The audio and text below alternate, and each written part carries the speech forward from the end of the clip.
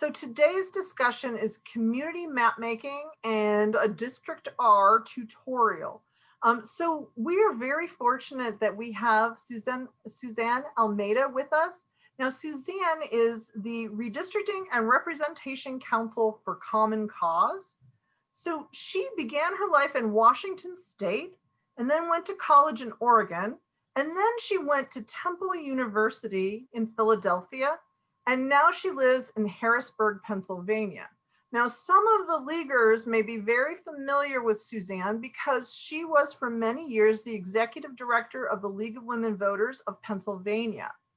And if you remember, Pennsylvania had a lawsuit about the congressional map, and it was successful. They actually had to redraw the district lines. Now, as we're talking about communities, one of the things that Suzanne highlighted to me is that she has lived, for example, in small towns, college towns. She's lived in the city, and she has a sense of things from both coasts. And so we're so glad that she's joining us today. Now, Suzanne, do you want to start your PowerPoint and get us started? All right, thank you so much. Give me just a second to make this screen share happen.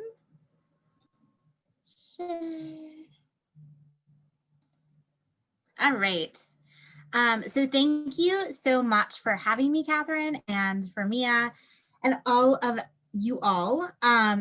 Forgive me as I am just getting everything set up. I'm working on multiple screens here, so it's a little crazy. So thanks so much for the chance to talk to you today. This is something that is not only in my job description, but also near and dear to my heart because we're talking about communities, right? And I want to start at the outset acknowledging that there are lots of folks here who are coming at this from different perspectives, right?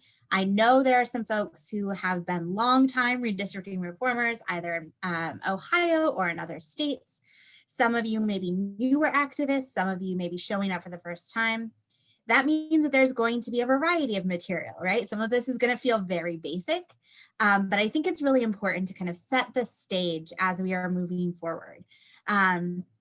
If you have questions, feel free to stick them in the chat and we will be collecting those, and we have some time set aside for Q&A at the end. I also want to acknowledge that I said a minute ago that it may be very basic. It also may be a little advanced, right? So if you are somewhere in between, totally fine. Feel free to stick your questions in the chat. We'll try to answer them. If we can't get to them, we will have copies of all of the materials, copies of the chat, copies of the recording, so we can make sure and follow up with you as needed. So I'm going to start first about talking about like 3 topics, right? So what is redistricting? Just really basic, walking you through it, why it matters, and then what we're going to do about community-centered mapping. And I want to draw a distinction here between mapping and districting, right? So when we're talking about mapping, we are talking about putting points on a map, right? Describing your community using a map. Districting is different, right? Districting follows specific rules. It's very complicated. It can be very complicated. There's metrics and legal standards. So we're going to cover a little of both, but I want to kind of set the stage to make sure that we know that we're focusing on districting, or on mapping, not districting. All right, so what is redistricting? Redistricting is when we redraw districts so that each district has the same number of members, right? So here we have a place where, there are 5 districts or 5 people in each of the ones. When districts become uneven in size, we have to redistrict. The United States Constitution requires us doing that every 10 years. And again, I'm flying through this. Feel free to put your questions in the chat. But I know that this is very basic and I want to get to the fun stuff. So this is true. The redistricting happens at all levels of government, right? It's not just congressional level, it's state legislator level. It often happens in city council levels as well. So here we have an example of what happens over the time. Districts has become uneven in size, right? People have moved, people have been born, people have died. So the districts are changed. So we have to redraw the districts to make sure they are even again. And we can see here, there's an animation, it's getting 666. The process of drawing new districts map is based on census data. So that is something we will talk about a little later, but that we're certainly very aware that census data is coming, but is not here yet, because as with so many things in 2020, the process of our decennial census has gotten slowed down. So why does redistricting matter, right? And this is where I want to pause and take a minute, right? We've talked about what redistricting is, but for better or worse, different segments of our population have different political views. These political views are often correlated with party affiliation, but they're also frequently correlated with social and economic characteristics, geographic locations. For example, racial and ethnic minorities often have viewpoints on which candidates will best represent them, and those may be different than other population. So in this example, a racial minority population makes up 1/4 of this area population. If we draw the district lines this way, there are 4 districts and the minority population only makes up 1/4 of each district. Chances are that the minority population would not have as much say, right? But if we draw them this way, we can see that minorities would make up 3/4 of this district. And again, I want to pause here and just acknowledge this is a simplification. There are complex legal standards here.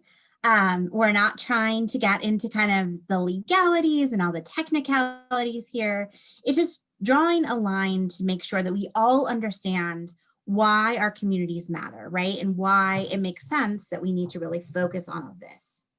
We see the same dynamic play out with any group that's a political minority, right? So Democrats in heavily Republican areas, Republicans in heavily Democratic areas, or any other groups that are different than the majority population, excuse me.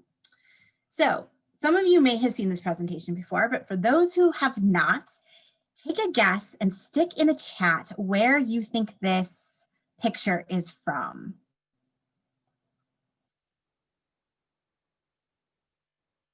I know, Catherine knows, Mia knows. There's a bunch of you. Ooh, I see a North Dakota. Macon, Hawaii. Cleveland, no. All right. So you all are picking places that are very snowy.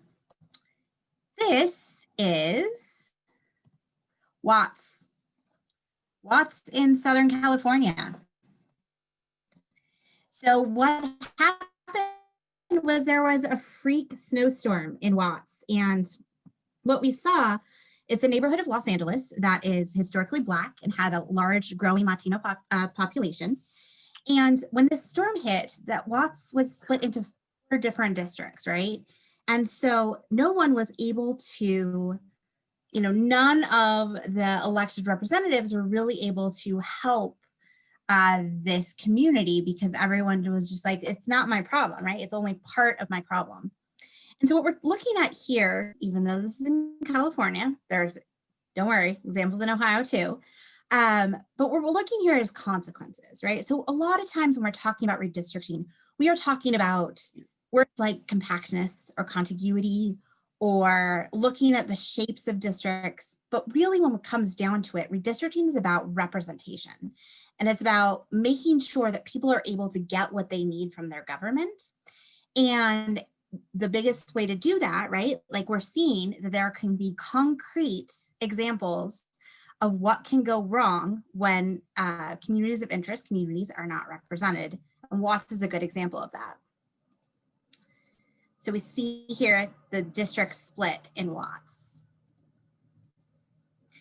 But it happens in Ohio too, right? So we know that in Cuyahoga County, Cleveland, right, it's split into 4 different congressional districts.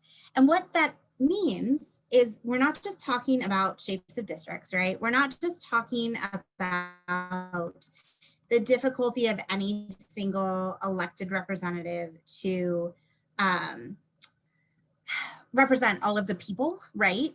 But really there are real world implications for this kind of split. It makes it harder for projects to be built. It makes it, you see here that there are certainly communities that are split in these districts. And, you all know your state better than I do, but there are certainly real world implications for this. I also want to talk a little bit, and this is a more famous example, about Ohio's 9th congressional district, right? So the district goes by a lot of names. I know that this is one of your named districts. But again, I want to make sure that we're focusing on not the shape of the district, because we know that funny shapes don't necessarily mean it's a bad district, but the impact of this particular district. So you'll notice that this district, and you all know this, I'm just pointing it out, runs from Toledo, which has lots of industry, particularly automobile industry, all the way through a bunch of small communities, and ends in Cleveland, right? Including the Lakewood neighborhood, which is more white collar workers, more high, a higher level of income. And so, when we're looking at this, there are real implications for the people in Toledo if the representative is looking to particularly represent the people in the Cleveland area, right? And vice versa. Not to mention these splits that are in the middle, right? Because there's communities all along here. So again, right, I know that this is a famous example. I am very aware of that, but we're talking about not so much the shape, right? Although the shape is a problem. Not so much the compactness, although that is also a problem. What we're talking about is the real implications, the real impact that it has on people who live there.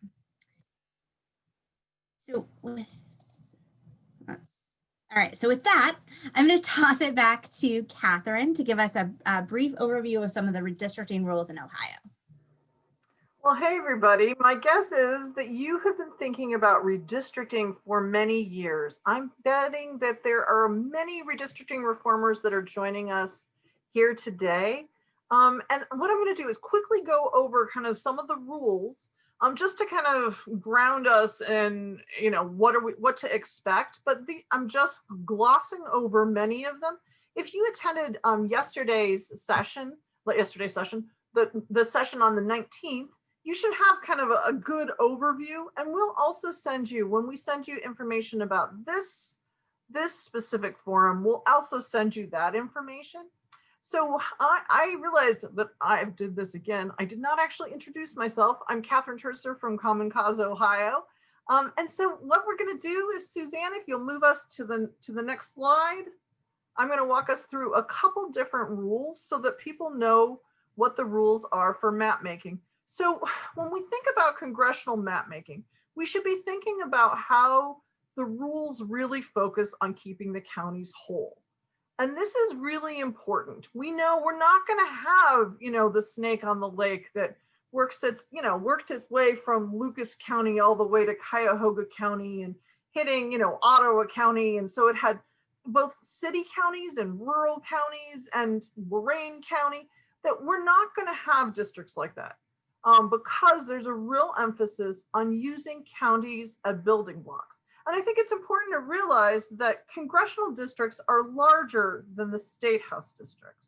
And so the state house districts really focus on also keeping the counties together, and the focus in both cases, although there are not strict rules, like there aren't rules like this for the state legislative ones, the focus is on keeping counties together. And then, we're talking about population, population, you basically are going to have those districts about equal. So the focus for state legislative is on county, and then they're going to be municipal corporations, best way to think about this is city, and then finally on townships. And in this case, you're talking about contiguous townships. Now, most of us aren't even aware that they're non-contiguous townships, but there's actually one in Franklin County that I can think of off the top of my head. Now, the other thing to know about the House and Senate districts are that there are 3 House districts that combine or are nested in to one Senate district. Now, you'll notice a link here that gives you the rules, a good overview, and you can look at that. I would take some time if you have an interest in like, well, how exactly will this work? I would take some time to look at it because they walk you through, well, what does it mean when you say contiguous?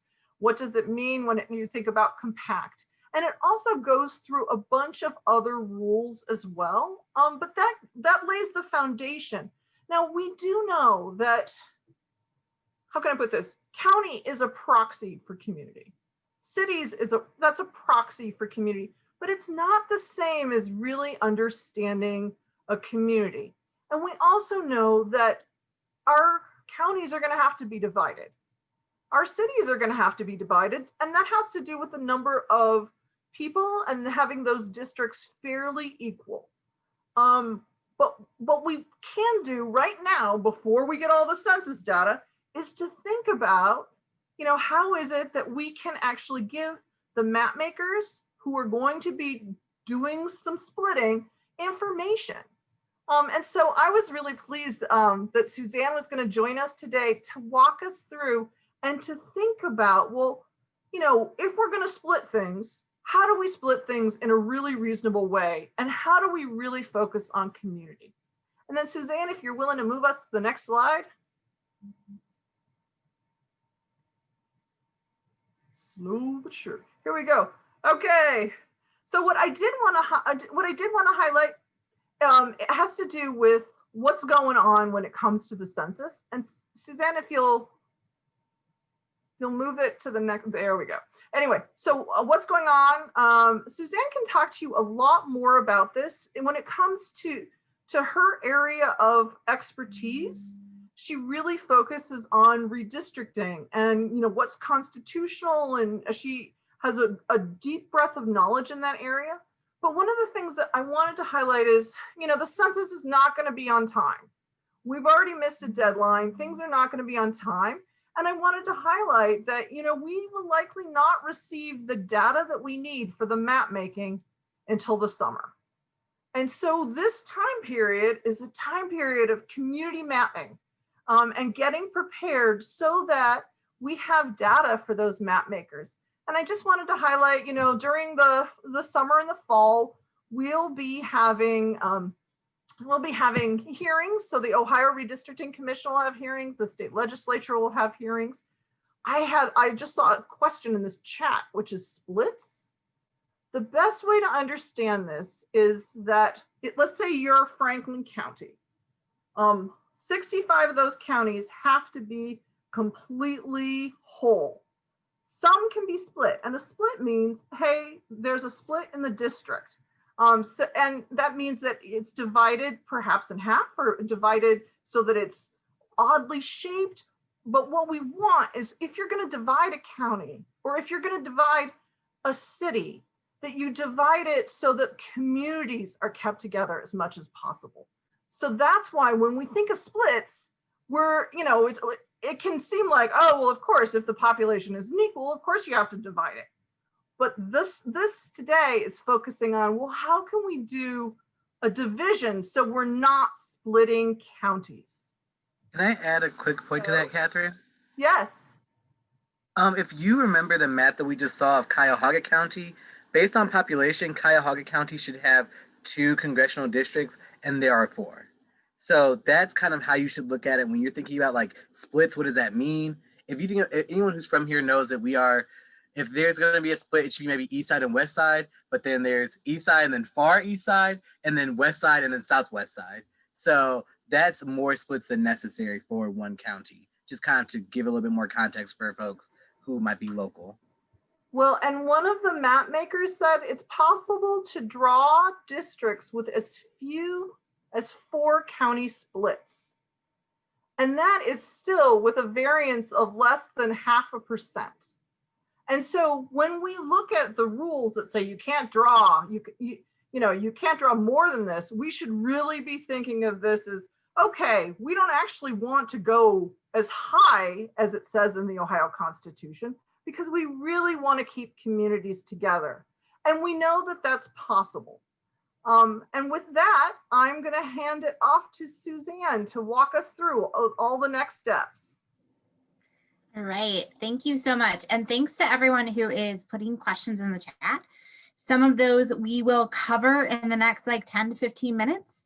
Some of those hold on to and we'll try to get to at the end. So I want to talk a little bit about communities of interest. So communities of interest are, it's a technical term, right? It sounds very redistricty, but really what it means is just your community, right? It's a neighborhood or area where residents have a shared culture, history, policy concerns. Traditionally, no one has bothered to ask folks who live in each community or neighborhood what binds their community together, right? Are there shared celebrations? Is there a type of architecture? What are the values that your community holds? Redistricting is often, including in Ohio, done in a really top-down way, right? Like it's the guy in the room with the computers. But this is our opportunity to change that. This is our opportunity to really start talking about what makes a community and build from the ground up rather than top down. So when we're going down, when we're keeping communities together, that's going to give each of our communities a stronger voice in government. And I want to be really clear, when we're talking about communities of interest, you will notice that this definition doesn't say race, ethnicity, language group, right? Those are all parts of it, but that's not the entire sum total, right? A community of interest is more about what do you share, right? And sometimes race is part of that, sometimes ethnicity, sometimes language is part of that, but it's not the exclusive thing. So when we're going down to the street level, you can tell those who draw our districts, and we're going to walk through DistrictR in just a minute, what landmarks, streets, shopping areas, transportation routes, all of that make your community your community. This is an opportunity for folks, for community members, to really take the power in their own hands and define their community for themselves.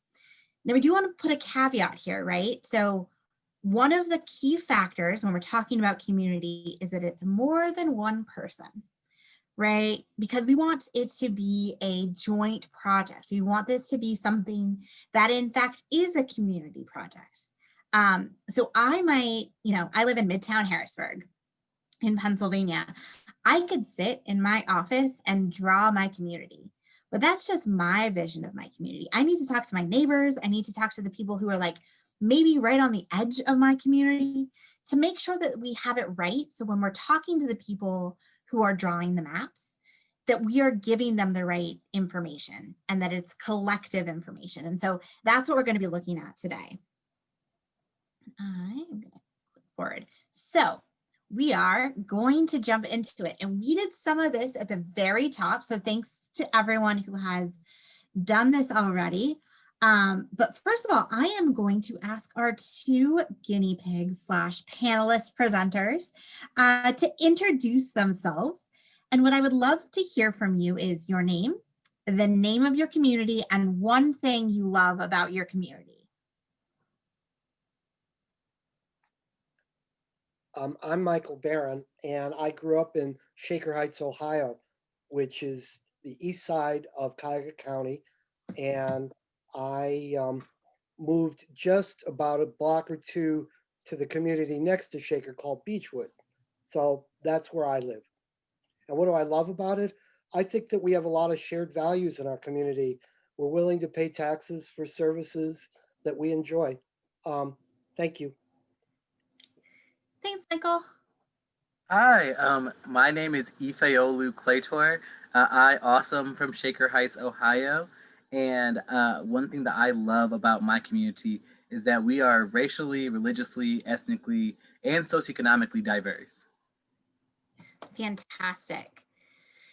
So I know that many of you have done this already, but if you have not already done this exercise, you don't have to put it in the chat box. Just think about what you love about your community. So when we're talking about this, one of the frames that I really like to look at is when we're thinking about our communities, not as if we were bringing tourists here, right? But as if we had a cousin or a best friend who wanted to move into the community, right? What would you tell someone you cared about who was going to stay here long term about what makes your community special? And let me see what we're seeing in the chats. So yeah, so okay. We're gonna move forward. Give me just a second. Multiple screens. All right. So again, when we're talking about community, and this is, you know, again, I want to remind you when we started this conversation, I said that community matters and it's more than one person. So it's what makes our community special, what is our identity, what issues bind us together. How would you describe the people who live in your community? Does your community have special traditions? Michael and Ifeolu, do you want to jump in here? Tell us about Shaker Heights. Ifeolu, go ahead. Thanks. I think one thing that makes our community special, Michael kind of talked about it, is our commitment to certain services, and that does in a good education, and that definitely results in higher taxes, but taxes that we're happy to pay because we care about what we're getting when it comes to garbage services and rec center and in the schools for sure, commitment to education. Oh, we have great libraries. We have great parks. Awesome. We have access to fresh water. Our recreation system is one of the best in the country. Our metro parks. There's a whole, we support public schools. And this has been going on for decades. It's nothing that's just now. So we have a tradition of this. I am sold. So another thing when we're talking about communities is there are often shared challenges, right? Are there shared challenges in the community that you all are talking about? Yes and no. I think that some in our community have like some very serious socioeconomic challenges, and some, especially right outside of our community, have some very serious socioeconomic challenges. Where there are some that don't have too many at all. My high school English teacher used to say, "Guys, I've taught kids who live in $1 million mansions. I've taught kids who are homeless," and like that's very true. Like with our community. I also think we share in, we have an aging demographic base, and we have to do a better job in attracting young people and to make sure that everybody has access to good education. Great. So thank you for all of this. And just a plug. So this is a demo, right? We are doing this with 2 people, but in an ideal world, we would be doing this in a church basement with like 10 people, right? We want it to be a really robust conversation about what makes a community. So we are going to, I'm going to stop my share for just a minute, navigate to DistrictR. So DistrictR, while I am getting out of this and going to where I want to be, is a program that is developed by a team out of Tufts University. And it is a mapping, one of the many free mapping tools that exists. It's one that Common Cause has worked closely to co-develop in some of the usability aspects, right? So all of the tools, DistrictR, Representable, Dave's redistricting app,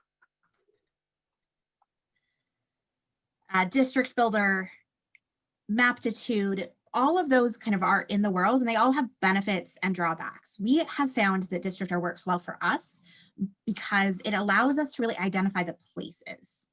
So I'm going to walk through just really quickly the DistrictR website, and then we'll start actually mapping the community of Shaker Heights. All right, so this is DistrictR. Scroll down to the bottom and you're going to pick your state. So this works, there's data in all of the states, but we are in Ohio. You will notice that there are 2 options here. There is the option to draw districts. So this is more the legal map, right? You'd be mapping the whole state or just mapping your district, or the option to draw communities. And because today we are focused on defining our communities for ourselves, we are going to choose that one. And then again, you get an option whether you want to build it out of block groups. So those are census block groups, or if you want to build it out of precincts. Given the way that Ohio's redistricting statutes kind of are put together, let's go with precincts.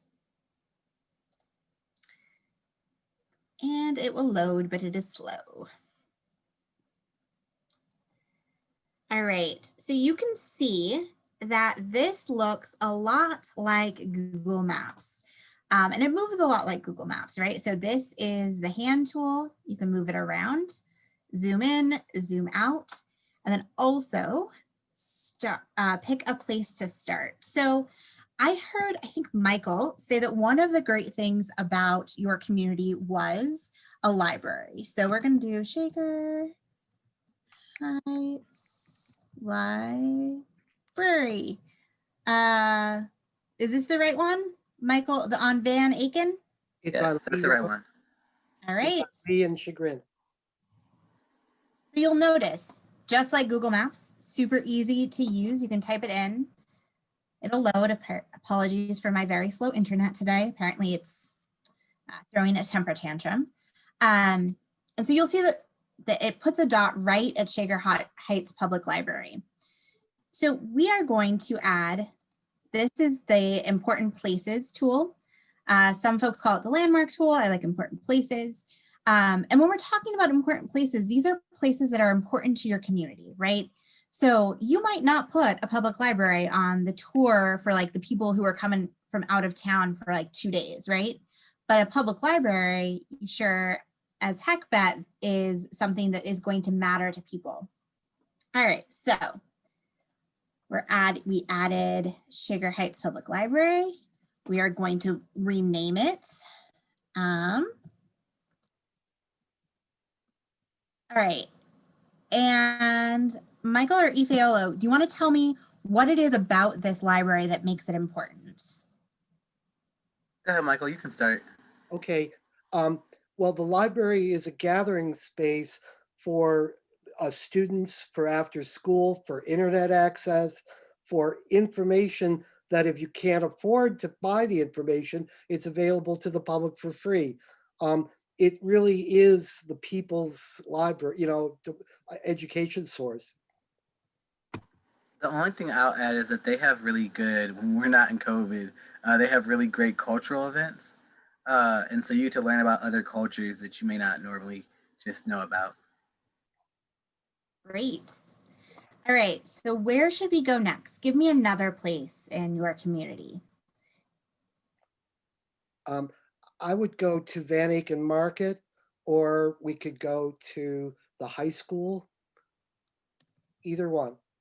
Let's do, Van Aken Marker Hall will get you to Van Aken District. Is this right? Yep. Yep, there it is. All right. So again, those of you who are watching, we just dropped a spot. You can see that it gives me a new point. We'll call it Van Aken Market Hall. And what is it about this place? So the Market Hall is part of the Van Aken District, which is a new live, play, shop area in Shaker. Significant redevelopment, but also a lot of families come because there's like big rocks that kids can climb on and ice cream, and adults without kids can go to some really nice posh dining spots. But it's a good community space. That Market Hall has about 7 or 8 different dining concepts and some smaller retailers. So you get to shop local and see the whole community, especially when it's warm outside. There's kids everywhere. It's just a lot of fun. I love it. Anything else, Michael? About Van Aken Market? No, it's really a central gathering spot for the entire community. It's relatively new, just about two or 3 years. And it was something Shaker needed badly, to have a place where everybody could come. Great. And live music. Live music is always a plus. I am with you on that. All right, so just to highlight for the folks who are watching what exactly I'm doing. So again, I'm using this like landmark or important places tool, and I'm making sure I ask a lot of questions about what makes it important, right? Because as we're defining our community, these are the things that are gonna make a difference. All right, should we do 2 more places? Should we, Michael, should we do Thornton Park in the high school? Yeah, Does that sound, or should we do like Shaker Square? Let's do Shaker Square. yeah, Shaker Square is right. It's actually in the city of Cleveland, but it's considered to be an integral part of the Shaker community. Okay. So we're gonna go this.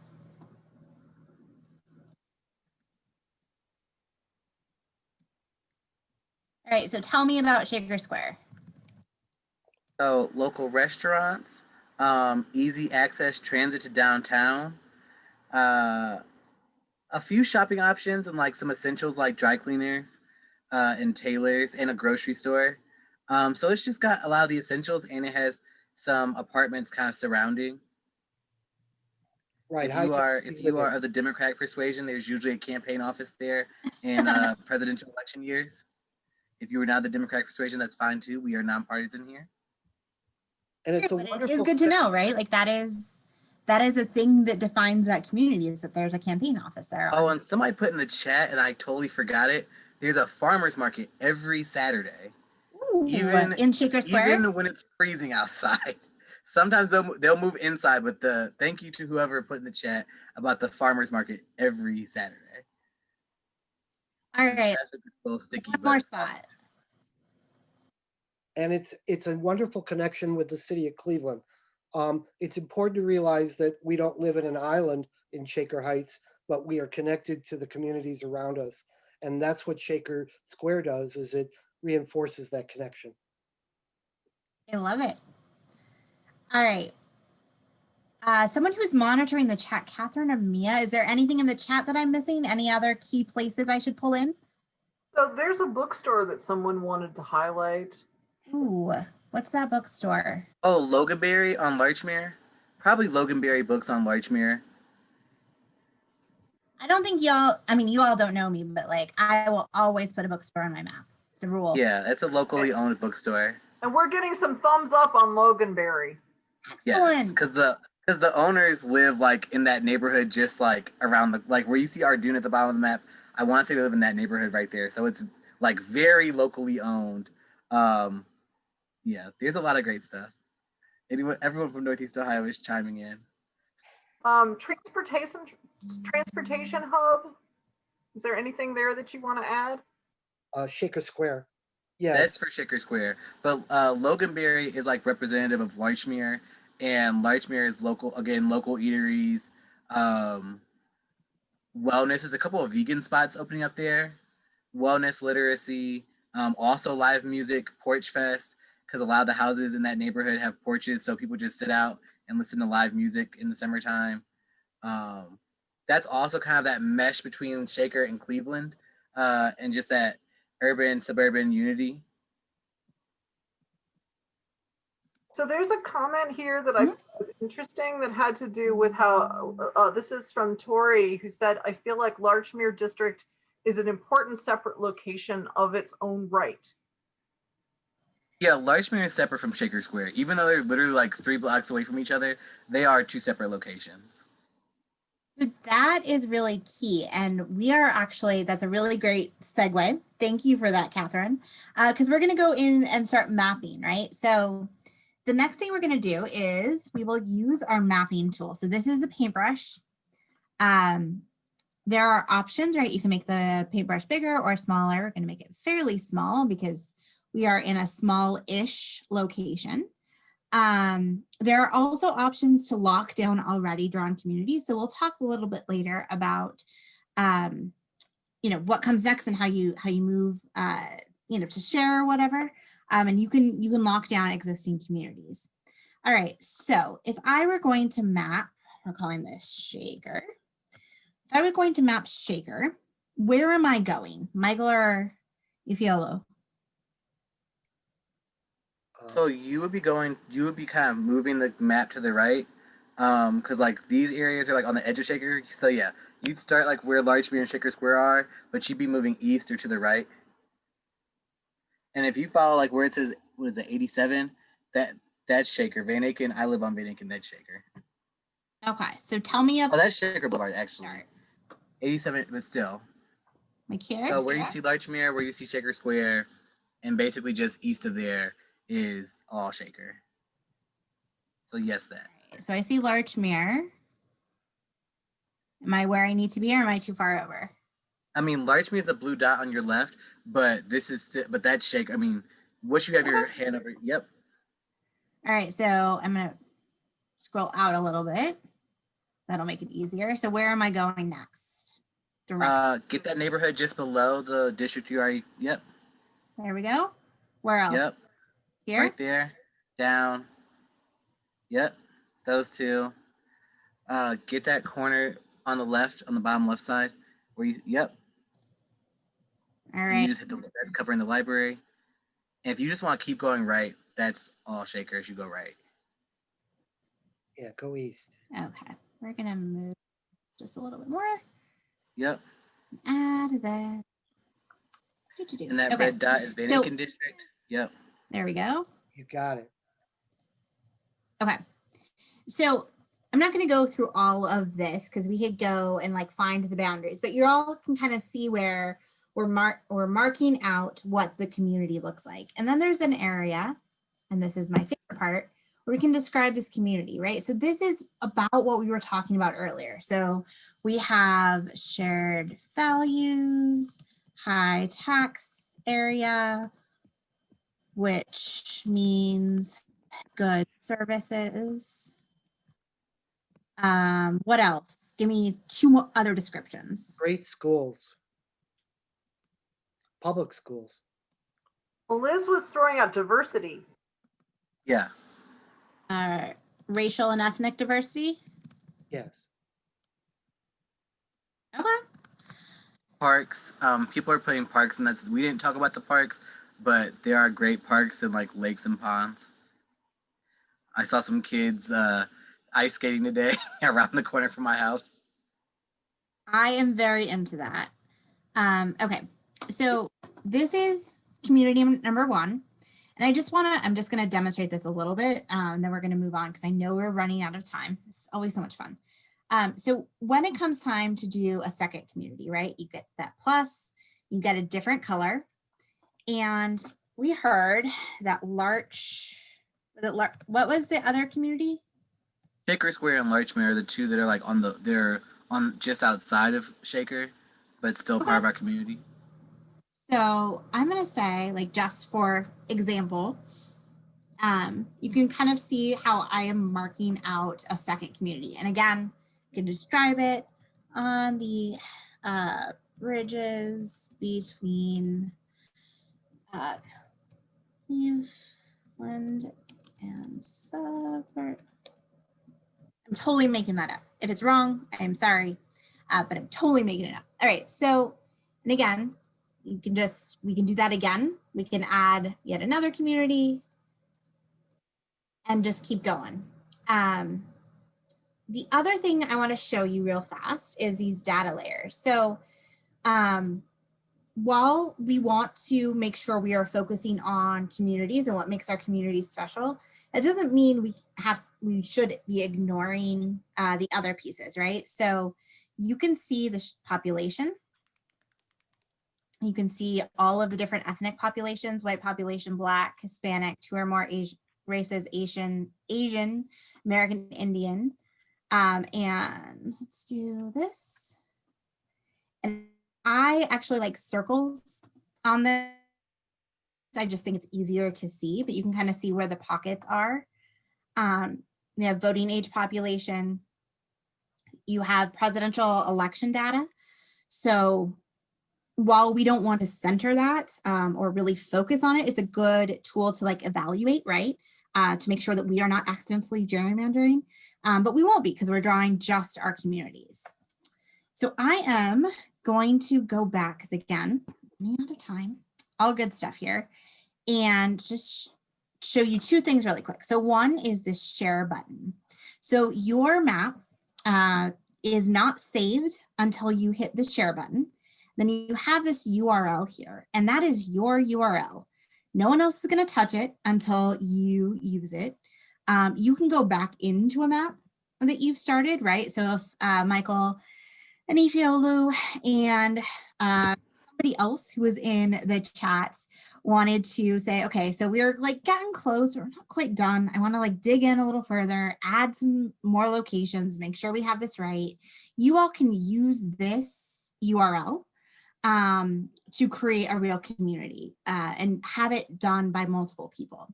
Again, going back to that theme that we've been talking about all night, which is community means community. Community means more than one person. So making sure that we're doing this too. The software also has something really cool, which is this event code function. So you can work with the developers to develop an event code, it can be whatever. And that way you can bring together maps that multiple people have drawn, right? So there's lots of different ways you can do this.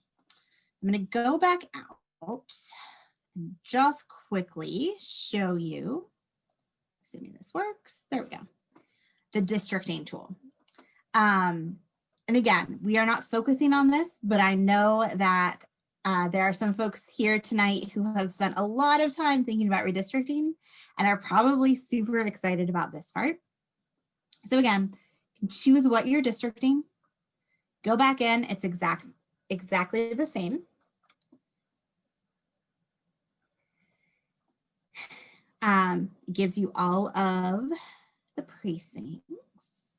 And then one of the things that I wanted to show you, we're just gonna make one up, so apologies, is this tool here, which is population balance, right? So this line identifies your ideal population per district.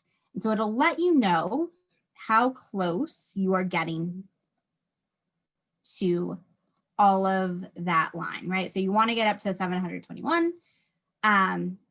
If you were drawing a district map or districting map of the state, this will be kind of your tool to get there. Again, data layers with all of those, the racial data, voting age population data, previous election data. There's an evaluation tool. So you can compare kind of the, what the distribution is. So this is really a tool that is set up for you all to do what you will with it, right?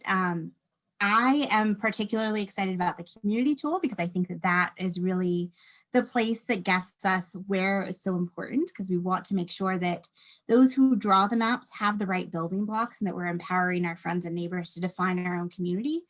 But for those of you who want to draw districts, there's this option too. All right, so give me just a second, I'm gonna stop my share and pop back into the PowerPoint really quickly. I just saw the question, can we import data? Yes.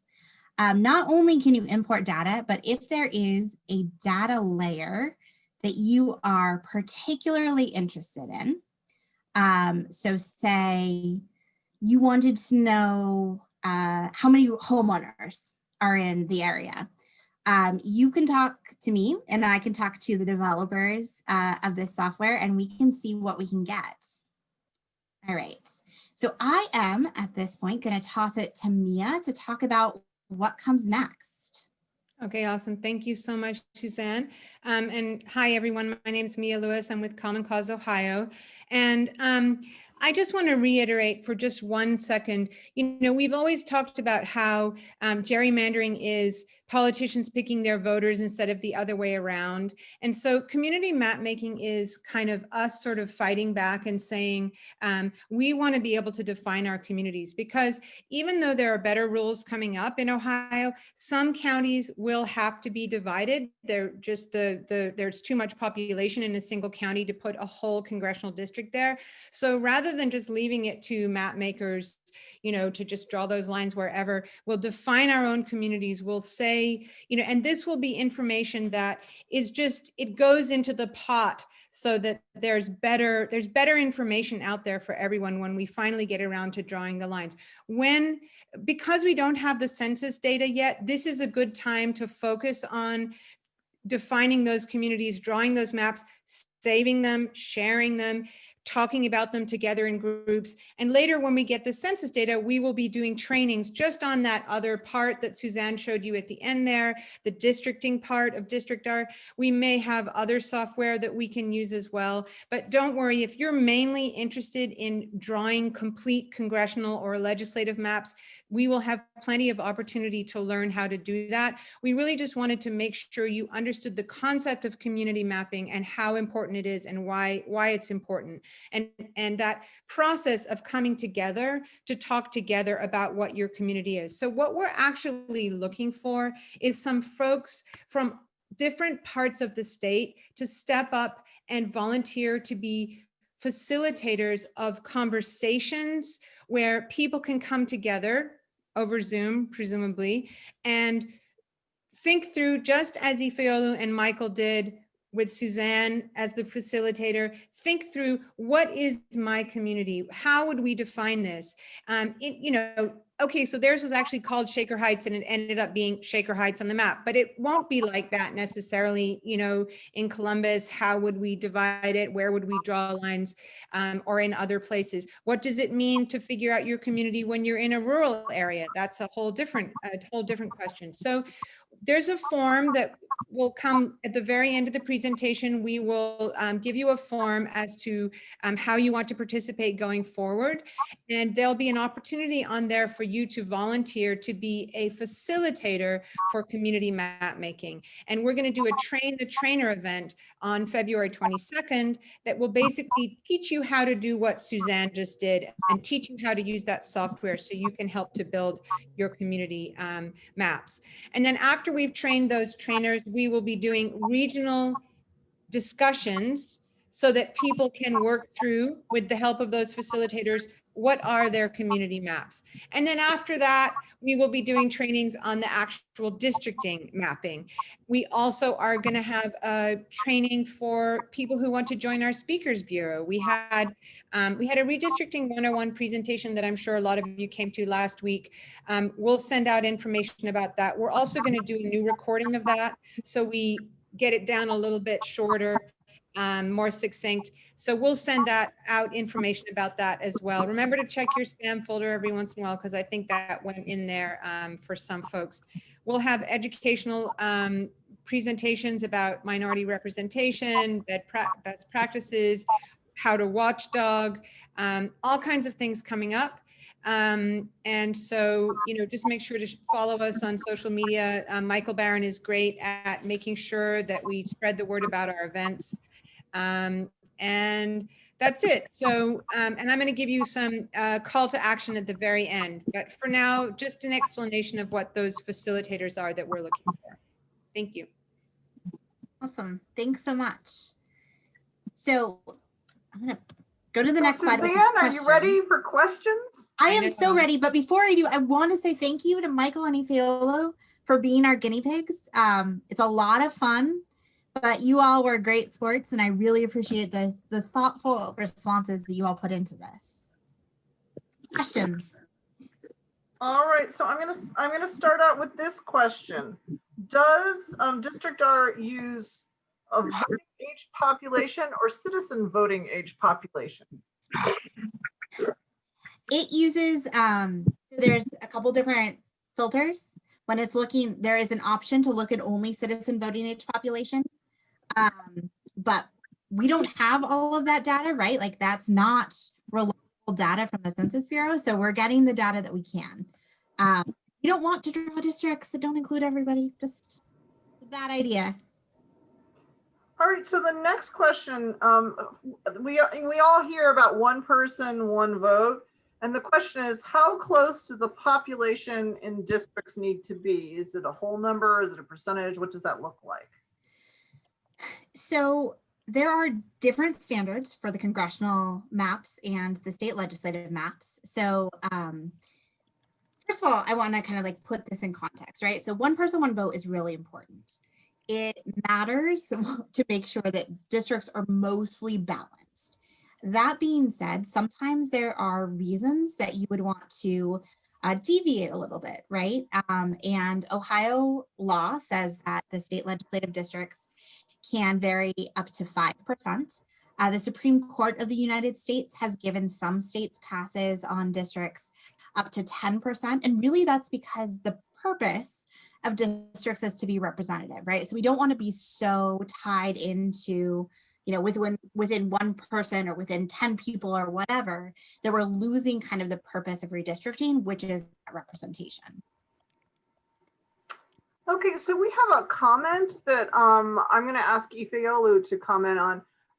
Ben says, my whole problem with your approach is you're going very small with your definition of community. There must be tens of communities around Cleveland, and I don't see how you work up to getting to a congressional district. Oh yeah, thank you so much, Catherine, for tossing that one over to me. Because that's kind of the point, is that the folks who live in those communities get to say what is the sector of our community. If you look at the map for Cuyahoga County, it had Beechwood and South Euclid and some other neighboring communities in the 11th congressional district, and then it had Lyndhurst in another congressional district. And if you know, like South Euclid, Lyndhurst is one school district. So there's no reason for them to be in two separate congressional districts. So that's part of the point, is that people who actually live in these communities every day get to decide what the lines of those communities are, and not just arbitrary legislators in Columbus who want to gerrymander the state for a partisan gain. Suzanne, do you have any thoughts on which counties are ripe for splitting? So I do not, because I don't live in Ohio and I don't know your communities.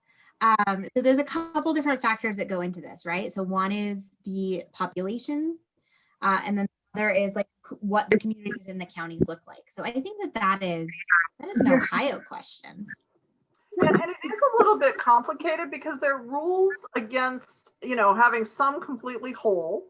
And then there are rules that are about, like, for example, if you have enough population to keep a district completely wholly in for a congressional district in that county, then you need to. And so you can think about Franklin County or Hamilton County, or you can imagine Cuyahoga County. So it becomes a little bit complicated. And then we're missing the census data too. So that becomes a little bit complicated. You know, the other question that's here, that's kind of another one, is, do we have any sense how many congressional districts we're likely to have? And I'm going to throw that to Michael. Well, we won't know until after the census, but it looks like we may lose a seat. So we'll end up with 15. So this has to do with a question that I think that you hit on, but I've had enough kind of questions in the chat about this. Using DistrictR, you can draw congressional districts, you can draw Ohio House districts, and you can draw Ohio Senate districts. Is that correct? Yes, absolutely. And the deadlines, just for everybody to know, the state legislative districts, or the Ohio House and Senate, are due before the ones for Congress. And the thing to keep in mind, you know, we know this right now, how important local decisions are. You know, a lot of times it's really easy to be like, oh yeah, there's president, there's Congress, and tune out to the other things. But we had some really unusual legislation. For example, stand your ground rules that simply suggest that if you're you say, I'm afraid, you can shoot someone. There's some really odd things that were passed during our post-election lame duck period. And so I think we should all be thinking about those legislative districts. The other thing that I was asked about, let's see. I love this one, which was, how are you defining community and how do you identify a community? And I think this walked through it, but can you just kind of review it about how you're thinking about community? And then I'm going to ask Ifeolu to also talk about how he's thinking about community. Sure. So a community is what you make of it, right? So it is a geographic area where there are shared interests, and often, shared other things, right? So when I talk about communities, I sometimes talk about, there are absolutely communities of interest or neighborhoods, right, in a big city. There are pockets where certain populations live. there are also communities of interest in like college towns, right? Or places where hospitals are, or places where there's a big like rural farming population. All of those are communities of interest. And I think part of the beauty of focusing on community mapping is that we are allowing communities to define themselves, right? I am not coming in to Ohio and saying like, hey, this is your community and this is what it looks like. And if you don't meet these criteria, you don't count, right? We're allowing people to actually answer that question for themselves. Ifeolu, what would you add? Wow, you really hit the nail on the head. I'll just kind of circle back to like one of the best things I think about my community is that it's so diverse, racially, ethnically, and socioeconomically and religiously. And so what happens in a lot of areas that are more diverse or with urban areas and how we see gerrymandering is they'll chip away from that. They'll take a county that's very diverse and they'll kind of dive right in and take some out to dilute different people's opinions and allow only half the district to be able to possibly be represented because of how they draw the lines. And so it's important that everyone has adequate representation. A lot of folks in Cuyahoga County would feel the same way and vote similar ways. And so it's easier for them to have their voice heard, but it's a lot harder when a county that should be split in two is split into four. So I have another question that is a little bit detailed, but I thought, Suzanne, you're going to know the answer to this. In DistrictR I'm sorry, I'm losing it. Are the 2018 ACS imposed on it before the 2020 census upload? So that's the American Community Survey. Will that be added before the 2020 census? I am not sure, but I can circle back with that person. So the way that the Tufts team has done this is they have uploaded data as they get it in states that are moving more quickly than others, right? Like not everything can be a priority at all of the same time, but I am happy to check kind of the order of data being uploaded and let Jill know. So here's a good hypothetical question. Do you think we should expand the number of members that serve in the U.S. House of Representatives? I mean, it's that notion of we've had 435 for years and years and years. Do we actually have the representation that we need in D.C.?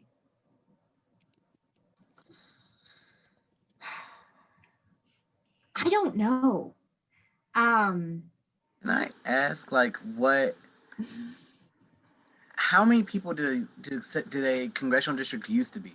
Like now it's about 750,000, but how many people? Originally it was 34,000. The first districts were about 34,000 and now it's about, 700. And see, based on those standards, I would say like it sounds extreme, like, but I mean, it definitely needs to be expanded. I'm not sure if we should go back to like 30,000 because that would just be really kind of a lot of folks to have in the halls of Congress. But I think it definitely needs to be expanded so that maybe Congress people have like a district of 500,000 or something. Yeah, I think it's really interesting and well worth having a good conversation after 2021. Okay, so this is the next thing that wasn't clear to me and might not have been clear to other people. Okay, so one of the things that we wanted to be able to do is we want to be able to create these community maps so that we can then share them with citizen map makers and official map makers to show, hey, this is what we consider our community, don't divide this area, or let's engage in a conversation on it. So how do we mark these, or is there a tag we should be giving these for Ohio so that we can then share it with one another? So that is the function of the event code. So Catherine and Mia, that is a question that we can work on and get you all an event code so the folks who are working on maps can file it kind of under that file heading, essentially. And that being said, I also just want to be really clear, like that URL, you can download a PDF, you can do, there's lots of options about how you want to transmit that piece of data, right? I think of community mapping as like creating a lot of data And I think Mia said this really well, right? Like this is just more information for the people who are drawing the lines. And so like whatever we can do to make sure they get that is better. And there is a mechanism for overlaying the community maps onto the DistrictR district maps, correct? Yes, there is. Sure.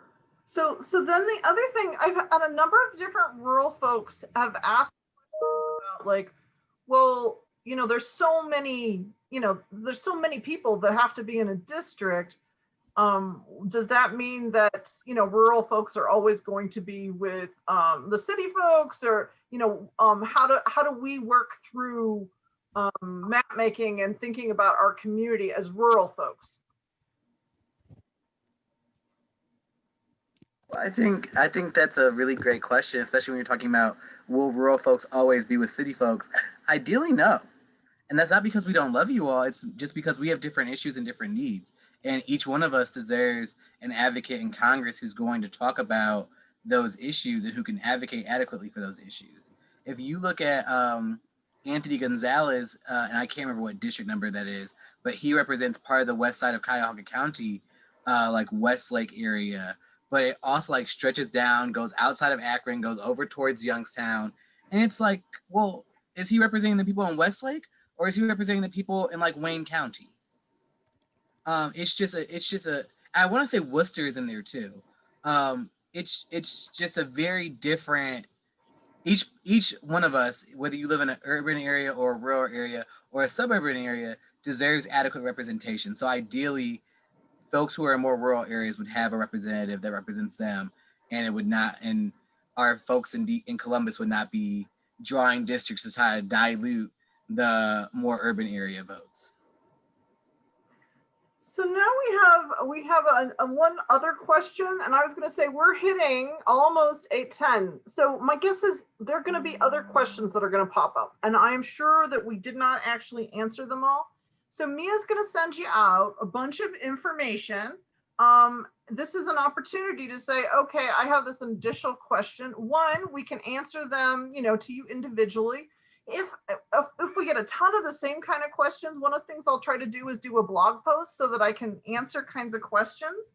Now, my final kind of question has to do with where do we find the current congressional districts? And I want to tell anybody who's asking about, like, how do you compare current congressional districts with the community mapping, that we will also include that data as well, so that you can look at those districts. One of the things that we all know, whatever district we're in Ohio, we say ours is the worst. You know, I'm in Steve Stiver's district, and I always say mine is the worst. It goes from Upper Arlington down to Athens. But certainly you have Jim Jordan's district with its bill up in Lorain County and its tail feathers in Mercer County. And we all have, you know, different stories about how we're truly divided. And this, you know, this mapping project, we may continue to have lots of questions, because figuring out what your community is involves us asking one another a lot of questions. And what we want to do during this time period before the census comes along is to put together really good data so that the map makers are able to see where we really want our communities not to be divided, how we want to see our communities kept together. Now, I also got a question about the Ohio redistricting competition.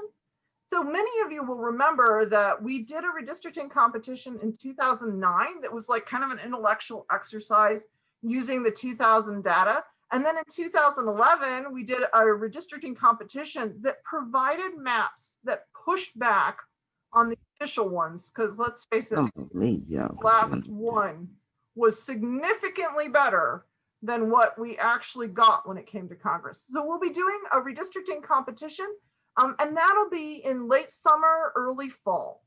And so I wanted to just say thank you to everyone. I encourage you all to take action about the virtual testimony. We do not know how long we are going to be doing things virtually, and we really do need to be able to testify via Zoom or some other option rather than going to a state house where not everybody wears their masks. And Mia, it looked like you wanted to add something. Oh, well, do you want me to, are you ready for me to do the last slide there? So, okay, all righty, great. So yeah, thank you so much, everyone.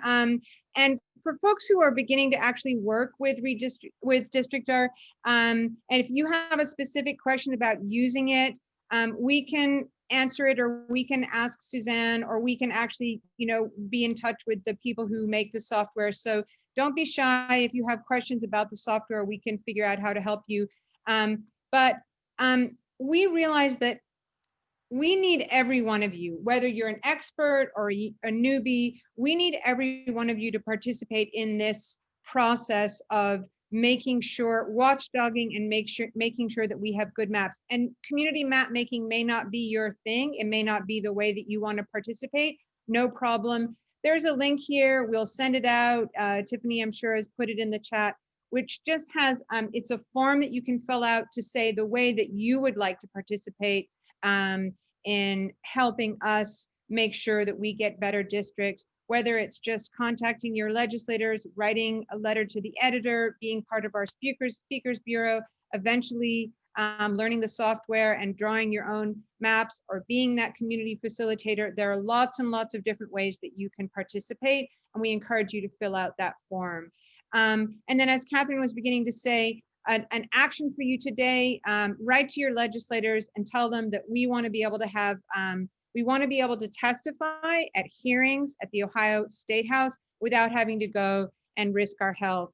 So we need them to allow virtual testimony, and there's a link right there to that. So that is it. We'll be giving you a follow-up. It'll come eventually. If you don't get it tomorrow, check your spam folder, and maybe it went there. We super appreciate all of you participating in whatever way you choose to do so. There's another thing we actually added at the end, was being part of a redistricting working group. If you are kind of super expert and you know a lot about this, and you want to join a group of folks who are going to kind of discuss the complicated parts, you can sign up for that as well on that form. And with that, I guess I just thank Suzanne and Catherine and Ifeolu and Michael and Tiffany and all of you tonight. And we look forward to seeing you either on February 9th, if you want to come to our Speakers Bureau training, or later on the 22nd, when we are training the facilitators for community conversations, map making. Well, thank you so much. To you all. Everyone. Bye, everybody. Have a good evening. Bye. Again. Suzanne, thank you. I so appreciate it. It was my pleasure. It's a lot of fun. This is a blast.